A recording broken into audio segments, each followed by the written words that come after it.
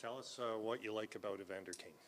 Well, I think every team is looking to be harder to play against, and for us, with the group we have here, when a player like this comes available to the cost, we felt we have a chance to upgrade our top 9, a mid 6, and become a harder team to play against.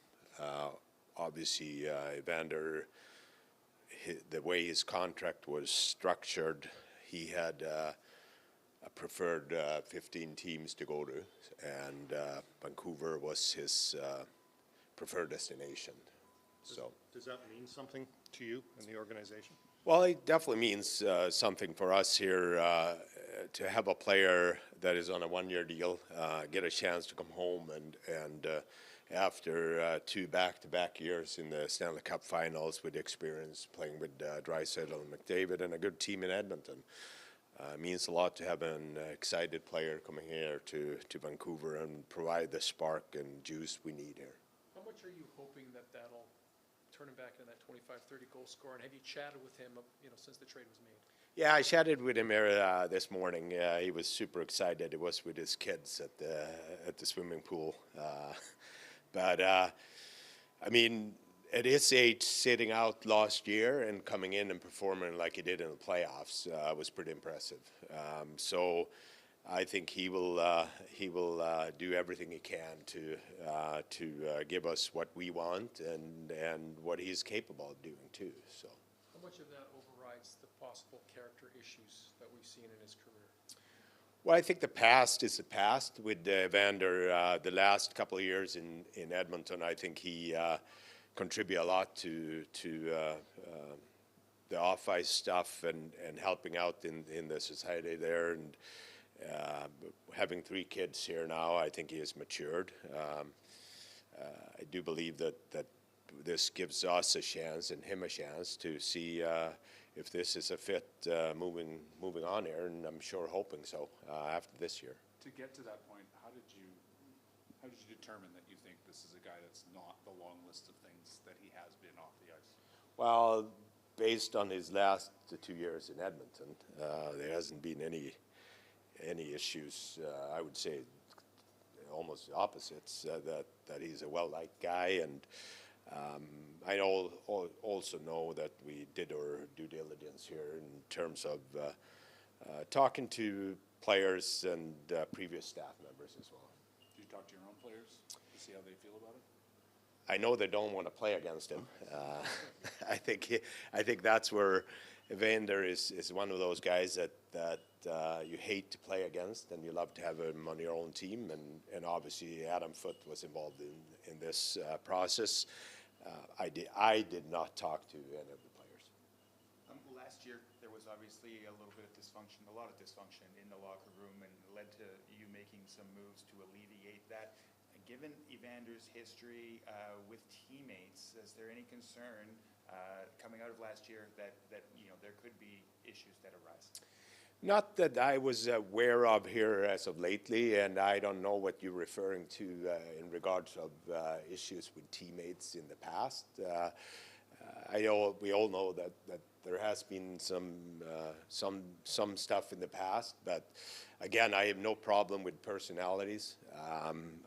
As long as they perform on the ice and fit in with the team rules off the ice, I've no issues or concern with players or what they're wearing and how they're driving to the games. We're 48 hours away from the draft. You're holding the 15th pick.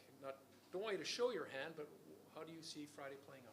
Yeah, it was interesting. I was just talking or sitting in, listening and talking to my scouting staff who's upstairs and do the final touches here on the list, the excitement they have on some of the players that might potentially be available. So we'll see here if talks heats up here over the next 48 hours or not.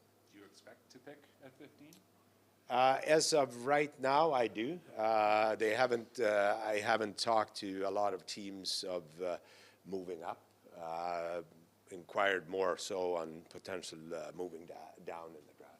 The last time we chatted with you, the plan was for Elias Pettersson to get on the summer schedule working out? Have you chatted with Elias? What's his status? How's the summer going for Elias? I have not chatted with Elias. I know that Adam Foote have met with Elias. I know my strength and conditioning staff are in touch with players. So far, Elias have been very transparent and very excited, and seems to be in a really good spot, and excited to be coming back with the new coaches here. You can sign Thatcher Demko to an extension this summer. Is there any update on what your plan might be there with him? It's been a really good conversation with Thatcher and his agent, and we'll see here over the next couple of days or weeks if we can get something in place. Your boss, Jim, put a little pressure on you in the last press conference at the end of the year, basically saying you're going to go out and acquire a top six center because the free agent class wasn't really going to provide that. Where are you in that mission, and how hard is it to acquire one of those guys? Well, I think based on what you see around the league here leading up to today, it's not a lot of movements, and I do believe the parity of the league means that teams want to have players in return, and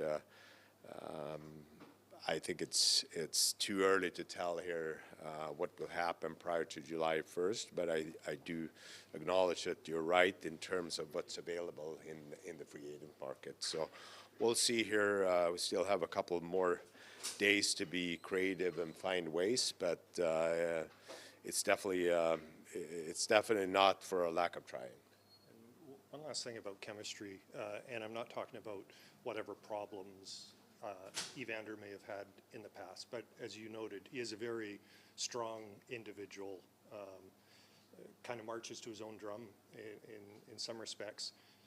With a dressing room where everyone has talked about the leadership and needing to build on that, do you have any concerns about such a strong individual coming into a group that's maybe trying to recalibrate its leadership after last season? It's a fair question. I do believe, again, the conversation I had with Adam Foote and the way he goes about working with the leadership group here in the summer, and the addition on the coaching staff here with Brett McLean, Kevin Dean, and Scott Young, along with Sedins. I think we have enough resources here to help building our culture and standard within the room from the coaching staff. Patrik, fantastic to see what happened in Abbotsford this year, especially with the playoff run. Did some players there open up your eyes to maybe change what you might do in the offseason to give them the opportunity to make your lineup? Well, it's a great achievement. Very, very proud for that group and the fans out in Abbotsford. Very interesting to see some of the players there, how they grow and get confidence as the playoff went on. First-year guys as Kirill Kudratsev, Ty Mueller, Victor Mancini, along with guys that been up here, Baines, Carlson, Sasson. I think all those guys have put themselves in a different position here now. I think it's a healthy competition again, and I think those guys with Lekkerimäki, Ratty, several players that will come in there and compete for roster spots and make my decisions even harder. And based on even conversation around the league now, I think those guys sure are getting more attention in terms of assets for a franchise. Does Arthur Sheilow's MVP performance change the way that you view it, either signing Thatcher to an extension or moving Thatcher and having Artie come up here? It was a hell of a performance. I'm happy for Artie. We know that he's a really good goalie, and this is just justifying that. That being said, we still got a couple of good goalies in the system there with Tolopilo and Ty Young that are more than ready to play as well. So we'll see here over the next couple of days and where things goes here with Thatcher, and we make decisions after that. You talked about the difficulty of acquiring that top six center, parity in the league. Has that kind of proven to be a different challenge that maybe you didn't see coming when you were originally talking about it? I think that's just credit to the league how good it is. You see how a team like Florida Panthers is built, and Edmonton Oilers as well. So I think that's where the challenges are, that a lot of teams want to have established players and then future assets. Is it fair to say that the Evander Kane trade is kind of a result of that? Are you guys seeing that? Well, I think it's more what's available on the market than what the cost that on players that are available, and if we even would have the capital to attract them to come here or not. So I think in this case, getting as I said, mid-6, top 9 winger with the pedigree as Evander, and the cost we had to give up to get him in here for a 1-year deal fitted us perfect here. Does that change how you feel about re-signing Pius Suter? Because he feels like a guy that could fit a lot of that. Yeah, no, I think Pius has been very valuable for our team for 2 years, and we like him a lot. Again, I respect he's in a situation where he put himself to be a unrestricted free agent and has the option to choose where he wants to play. Do you anticipate this team will try to create some more cap space heading into July 1? We'll see. I don't. Again, for me, it's not just about creating cap space. It's about seeing what options we have to make our team competitive.